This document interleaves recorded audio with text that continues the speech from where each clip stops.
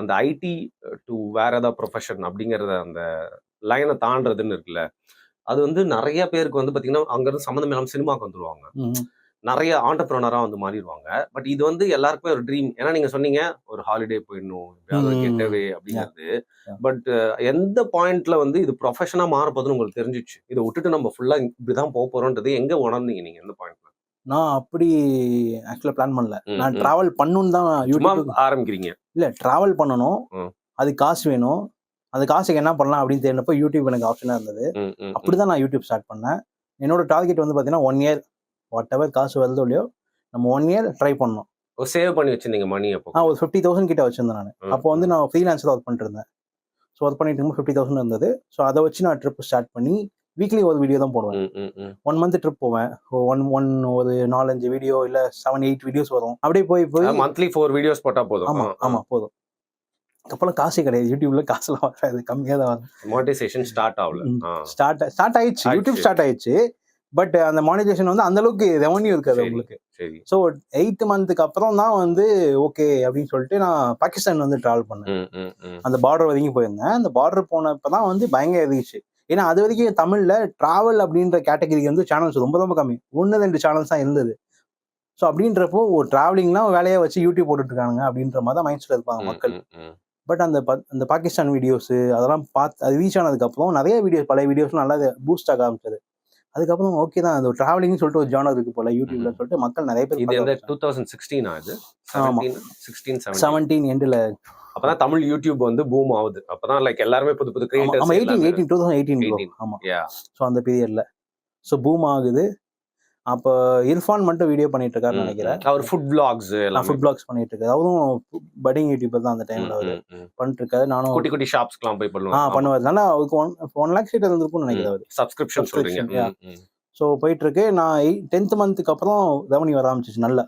அது வரைக்கும் ஒரு 10,000 8,000 அந்த மாதிரி. உங்களுக்கு $100 ரீச் பண்ணும்ல ஃபர்ஸ்ட். நமக்கு பார்த்தீங்கன்னா அந்த $100 ரீச் ஆகுது பாராமீட்டர். ஆமா, நமக்கு அவ்வளோ ஹாப்பியா இருக்கும். எனக்கு 6 மாசம் கழிச்சு $100 வந்துச்சு. அந்த 8th மந்த்ல 10,000 தனியா இன்னொரு பேமெண்ட் வந்தது.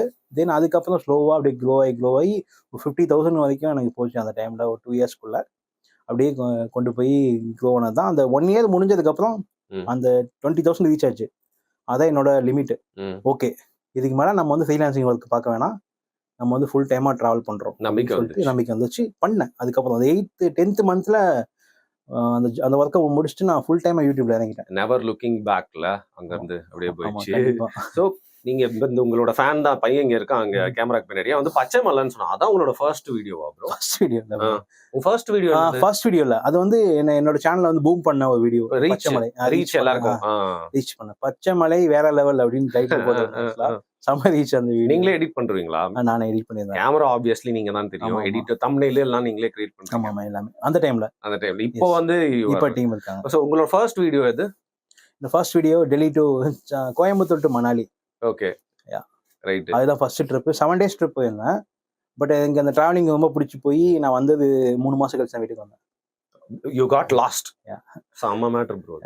Getting lost and coming back. ஏன்னா ஒரு ஷெட்யூல் போட்டு இந்த டிராவல் ஏஜென்சில போவாங்கல்ல அது வேற மாதிரி. அது வேற. ஆமா. பட் இப்படி வந்து getting lost and coming back is செம்ம மேட்டர். அப் அண்ட் டவுன் ஃப்ளைட்லாம் புக் பண்ணிட்டேன். பட் ரிட்டர்ன் வரும்போது இல்ல நம்ம எக்ஸ்டெண்ட் பண்ணிடலாம் அப்படின்னு சொல்லிட்டு அங்கேயே மணாலிலேயே ஸ்டே போட்டு அப்போ டெல்லியில இருந்தேன், ராஜஸ்தான்ல இருந்தேன். அப்படி லிஃப்ட் கேட்டு ராஜஸ்தான் சென்னை வந்தேன். அதெல்லாம் நல்லா போச்சு கண்டென்ட். ஆமா, லைக் அதுல இருந்து ஆனா கான்டென்ட் கிரியேஷன் சொல்லி ப்ராப்பரா ஆரம்பிச்சு. சில வீட்ல வந்து பாத்தீங்கன்னா வந்து 9 மணிக்கு மேல வந்து கால் பண்ணி கூப்பிடுவாங்க. ஆமா, அந்த மாதிரி சில வீட்ல தான் நைட் ஸ்டேக்லாம் அலோ. சில வீட்லலாம் நீ டூர் போனாலும் 4 நாளைக்கு மேல இல்லைன்றாங்க. பட் நீங்க அதை ப்ரொஃபஷனா பண்றப்போ வந்து ஃபர்ஸ்ட் திங் உங்க பேரண்ட்ஸ் உங்களோட ஃபேமிலி வந்து அவங்க எப்படி இதை பார்த்தாங்க, எந்த அளவுக்கு லீனியன்ட்டா இருந்தாங்க இல்லையா, எப்படி இருந்துச்சு அவங்களோட? எங்க அம்மா மட்டும் தான் வீட்டுல. சோ அதனால பாத்தீங்கன்னா வந்து அவங்க சப்போர்ட் தான். நான் ஏதோ பண்றேன் அப்படின்னு சொல்லிட்டு அவங்களும் விட்டாங்க. நான் ஃப்ரீலான்சிங் ஜாப் பண்ணிட்டு இருக்கும்போதும் ரொம்ப டைட்டான சிச்சுவேஷனா இருந்தாங்க. இந்த கடன் அந்த மாதிரி விஷயங்கள்லாம் இருந்தோம். பட் இருந்தாலும் ஆனா சம பிரச்சனை இப்போ அந்த 1 இயர் வந்து நிறைய பிரச்சனைகளை வந்து நான் ஃபேஸ் பண்ணேன். ஏன்னா டிராவலிங்லேயே இருக்குமா, பாட்டு வீடியோஸ் போடுவோம், கடன் வாங்கினவெல்லாம் பார்ப்பான், பார்த்துட்டு போன் அடிப்பாங்க, திட்டுவானுங்க, நம்மள்ட்ட காசு வாங்கிட்டு சுத்துறாண்டா அப்படின்ற மாதிரி இருக்கும் அவங்களுக்கு. பட் நம்மளோட கஷ்டம் நமக்கு தான் தெரியும். ஸோ ஏதோ ட்ரை பண்ணி அப்பெல்லாம் பேசுறவங்கலாம் பேச்சு வாங்கி. ஆனா வீட்டில் சப்போர்ட் பண்ணாங்க, அம்மா சப்போர்ட் பண்ணாங்க. அவங்க எதுவும் கண்டுக்கல. ஓகே பண்ணு அப்படின்னு சொல்லிட்டு பண்ண விட்டாங்க. ஏன்னா நம்பிக்கைன்னு தெரியல. அப்படி போய் நல்லா பிக்கப் ஆயிடுச்சு ப்ரோ. நீங்க ஒரே பையனா நீங்க? ஆனா எப்படி ப்ரோ அம்மாவும் தனியா இருக்காங்க. சோ அது ஒரு பெரிய சேலஞ்சா இருக்குமே. அது ஆப்ஷன் இப்போ நான் படிச்சது 9th தான் படிச்சிருக்கேன். நான் படிச்சதுக்கு அப்புறம் டேரக்டா 10த்லாம் 10th 12th கனெக்ட் பண்ணீங்கன்னா அந்த இயர்ஸ் சொல்றேன். அப்புறம் வேலைக்கு போயிட்டேன். நான் 16ல வேலைக்கு போயிட்டேன். 16 வயசுல வேலைக்கு போயிட்டு அது 7 வருஷம் ஒர்க் பண்ணேன். எடிட்டரா ஒர்க் பண்ணேன், கேமராமேனா ஒர்க் பண்ணேன் டிவி சேனல்ல. அப்படியே லைஃப் போயிடுச்சு. Super nice. எனக்கு மைண்ட்ல தோன்றதெல்லாம் கேட்டிருக்கேன். ஸோ என்னடா அது அங்க ஒண்ணு இங்க என்னமோ கேட்கணும்னு நினைக்காதீங்க. இப்போ படிப்புன்னு சொன்னோன்னா ப்ரோ, இந்த டிராவலிங் அப்படிங்கிறதுல எப்பவுமே ஃபர்ஸ்ட்லாம் நம்மளோட முன்னோர்கள் அந்த காலகட்டத்திலாம் வந்து பாத்தீங்கன்னா வந்து அங்க இருந்து சைனால இருந்து இங்க இருந்து அங்க போயிட்டு எல்லாத்தையும் அப்சர்வ் பண்ணி டிராவல் பண்ணி தான் கத்துருக்காங்க. ஸோ ஆப்வியஸ்லி இந்த ஸ்ட்ரீட் லேர்னிங்னு சொல்லுவாங்க. ஸோ நீங்க நல்ல ஒரு படிப்பு தான் இல்ல இந்த 7 வருஷம் செம்ம படிப்புல you feel educated because of this. Bro கண்டிப்பா ப்ரோ. அதே விஷயங்களை வந்து நம்மளால லைவா எக்ஸ்பீரியன்ஸ் பண்ணும்போது கத்துக்க முடியும். ஈவன் நம்ம வந்து நம்ம ஸ்கூல்ல படிக்கும்போது தப்பா சொல்லல, ஏதாவது பிரச்சனை நம்ம ஏன் போய் மாட்டிக்கிறோம் அப்படின்னா வந்து அதை சொல்லிக் கொடுக்க மாட்டாங்க. பட் லைஃப்ல பார்த்தீங்கன்னா எல்லாமே நீங்க கத்துக்கலாம். இப்போ என்னால வந்து இன்னைக்கு எனக்கு காசு இல்லை, நாளைக்கே வந்து இங்கேயாவது என்ன விட்டுட்டு போயிட்டாங்க காட்டுக்குள்ளனா என்னால வர முடியும் ப்ரோ. உங்களை நாட்டுல விட்டுறதோ காட்டுல விட்டா பக்கம் எனிவேர் எங்க விட்டாலுமே வந்து என்னால வர முடியும். ஏன்னா அடிக்கடி இங்கிலீஷ் பேச ஆரம்பிச்சுக்கிறேன். யூஸ்ல இருந்து வந்தனால அந்த தாராளமா பேசலாம். நான் செங்கல்பட்டை தாண்டி 3 மாசம் வச்சு 3 வருஷம் ஆகுது. நானே பேசும்போது நீங்க பேசக்கூடாதா? தாராளமா பேசுங்க. ஃபுல்லா கூட இங்கிலீஷ்ல பேசுங்க. அதனாலதான் சும்மா சொன்னேன் ப்ரோ. ஆனா இது வந்து யாரையுமே சிறுமைப்படுத்துறதுக்காக கேட்கல. இப்போ நம்மளுக்கு 4 இடம் சுத்திட்டு வந்திருப்போம். நம்ம கிட்ட வந்து பாத்தீங்கன்னா வந்து அங்கேயே இருந்திருப்பான் ஆணி அடிச்ச மாதிரி மரம் மாதிரி. ஆனா அப்படியே அளந்து விடுவாங்க தெரியுமா? அப்படி பாக்குறப்போ உங்களுக்கு என்ன தோணும்? ஏன்னா இவ்வளவு விஷயம் சுத்திட்டு வந்திருக்கீங்க. இது அவங்கள ஒரு ப்ரௌடா நான் சொல்ல. But when you know a lot of things because you have traveled, you have seen a lot of things. சில பேர் வந்து ஒரு அறியாமையில உலகத்தை வந்து சுத்தி பார்க்காம பேசுறப்போ உலகத்தை பத்தி உங்களுக்கு எப்படி அதை நீங்க எப்படி பாப்பீங்க? அது வந்து சின்ன பிள்ளைத்தனமா தான் இருக்கும். ஆக்சுவலா ஜென்ரலா ப்ரோ டிராவலர்ஸ் பாத்தீங்கன்னா வந்து அதிகமா அவங்கள பத்தி பெருமையா பேசிக்க மாட்டாங்க. உண்மையா அவங்க லைஃபுக்காக டிராவல் பண்றவங்க. பட் இந்த போட்டோ எடுக்கிறதுக்காக அந்த மாதிரி அந்த மாதிரி இன்ஸ்டாகிராம் வீடியோ போடுறவங்க சொல்ல 96 போட்டோ போடுறதுக்காகவே போவாங்கல்ல அவங்கள சொல்றேன். அந்த மாதிரி ஒண்ணவங்க வந்து அது வேற கேட்டகரின்னு வச்சுக்கோங்களேன்.